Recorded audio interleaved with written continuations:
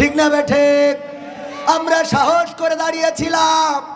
আমাদের একজন বোন চিৎকার করে বলেছিল, সামনে স্বাধীনতা, পিছনে পুলিশ, সুতরাং আমরা স্বাধীনতার দিকে এগিয়ে যাব। আর যার জন্যে ছাত্র জনতা সামনের দিকে এগিয়েছে, বুক পেতে দিয়েছে। আমাদের এখনো স্বাধীনতা আসে নাই। অনেকেই বলে স্বাধীনতা পেয়েছি, আমি বলি এখনো স্বাধীনতা পায় নাই। স্বাধীনতা এখনো আসে নাই, কিন্তু কোন পথে চললে, কিভাবে চললে, কেমন সিদ্ধান্ত নিলে স্বাধীনতা আসবে, সেটা আমরা রাস্তা খুঁজে পেয়েছি, সেটা আমরা একেবারে প্র্যাকটিক্যালে দেখেছি। ওগো আমার ভাইয়েরা, রক্ত দেওয়া ছাড়া, জীবন দেওয়া ছাড়া, রাজপথে সক্রিয় ভূমিকা ছাড়া আল্লাহর জমিনে আল্লাহর দিন কায়েম হবে না।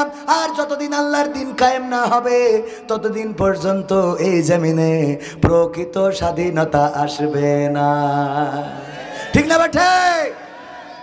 চোর যদি চুরি করে হাতের কবজি কেটে দেওয়ার আইন আছে না নাই? কবির বিন সামাদের যদি হাতের কবজি কাটা থাকতো, আর এসে যদি বলতো বাবারা চুরি করবে না, এটা অনেক বড় গুনাহের কাজ, আর চুরি করলে কোরআনের আইন অনুযায়ী হাতের কবজি থাকবে না, তখন বুঝা হাত নিয়ে ঘুরে বেড়াতে হবে। আপনারা বলতেন হুজুর আপনার হাতের কবজি কই? আমি বলতাম আমার আব্বা আখ লাগাইলো, কুইশাল গেন্ডারি, আমি ওই আখ মাড়াই করা মেশিনের মধ্যে আখ ঢুকাচ্ছিলাম, হঠাৎ করে একটু ঘুম এসে হাতটা ঢুকে গেছিল। 250 বেড যশোরে নেওয়ার পরে ডাক্তার ঘেসান করে কেটে দিয়েছে। আপনারা বলতেন হুজুর যাই বলেন তাই বলেন, এ বলে লাভ নাই, কারণ বোঝা হয়ে গেছে আপনি যশোরের চোর ছিলেন। ঠিক না বেঠে? আমার চাচা যান যদি হাতের কবজি না থাকতো, আপনারা বলতেন চোর একটা বসে আছে। ঠিক না বেঠি? চেয়ারম্যান মেম্বার চুরি করে না করে না? চুরি করে মানে কি? শালীর নামে বিধবা ভাতার কার্ড, জিজ্ঞাসা করা হলো শালীর নামে কার্ড কেন? কয় বিধবা ভাতার উদ্দেশ্যে এসেছে এই কার্ডগুলো তাই দিয়েছি। কয় তোমার শালী কি? কয় বিধবা। কি করি বিধবা? কয় ওর স্বামী নেই। স্বামী নেই কেন? কয় বিয়ে হয়নি। বিয়ে হয়নি তাই স্বামী নেই, তাই শালী বিধবা। এই অবস্থা করেছে।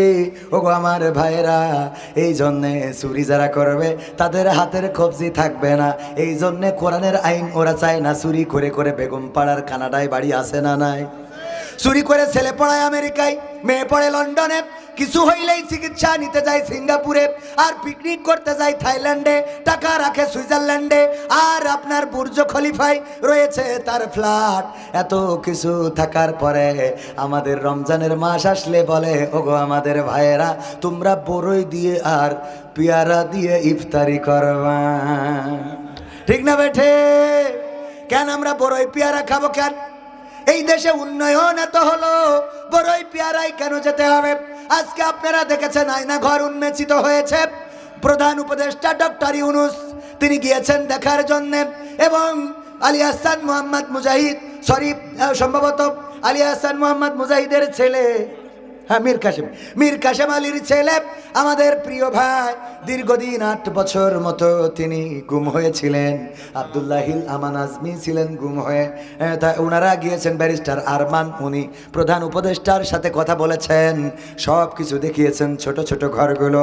আহারে এমন ছোট ছোট ঘর যেই কুঠুরিতে একজন বসবাস করা মাসের পরে মাস, বছরের পরে বছর কেমনে থাকে, এমনকি ডক্টর ইউনূস পর্যন্ত আজকে মন্তব্য করেছেন, যিনি ইসলাম ভালো করে জানেনও না, বোঝেনও না, তারপরেও তিনি মন্তব্য করেছেন আইয়ামে জাহিলিয়া বলতে আমরা শুনেছি। আর এই বাংলাদেশে তৎকালীন সরকার যেন গোটা বাংলাদেশটাই একটা আইয়ামে জাহিলিয়ায় রূপান্তরিত করেছিল।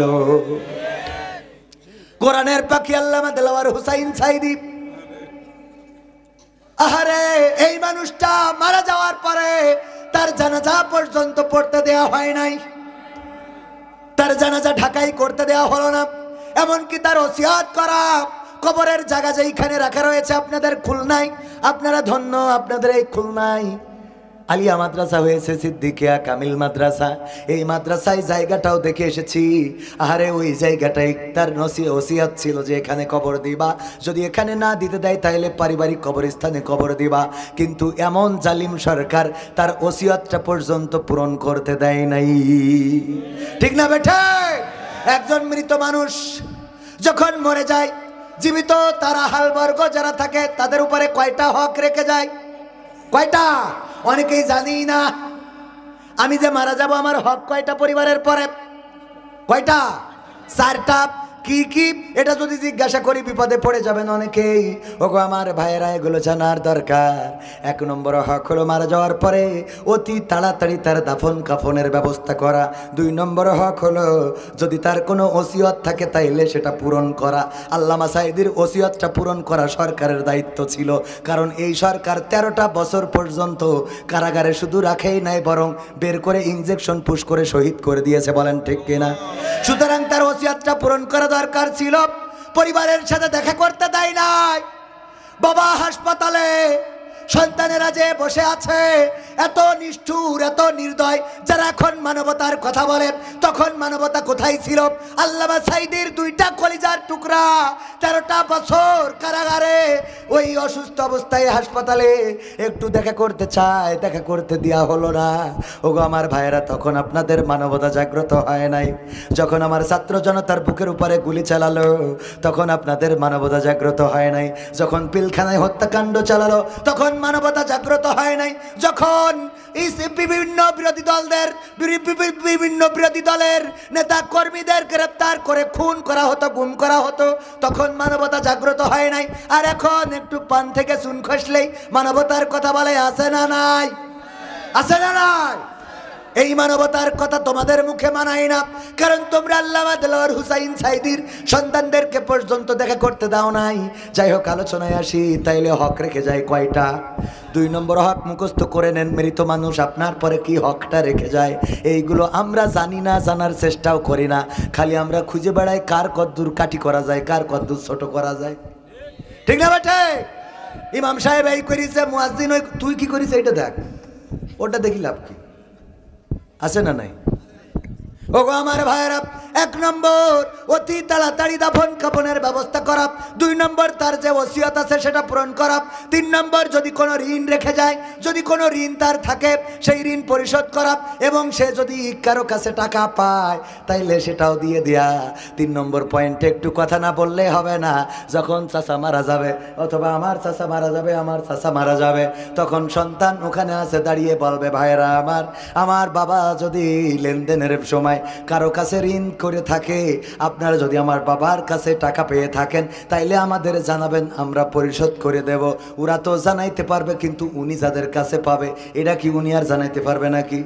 জানাজার সময় বলতে হবে, আমার আব্বার কাছে যারা টাকা পাবেন তারা আমাদের জানাবেন, আর আমার আব্বা যাদের কাছে পাবে তারা আমাদের দিয়ে দেবেন। কথা কয় না?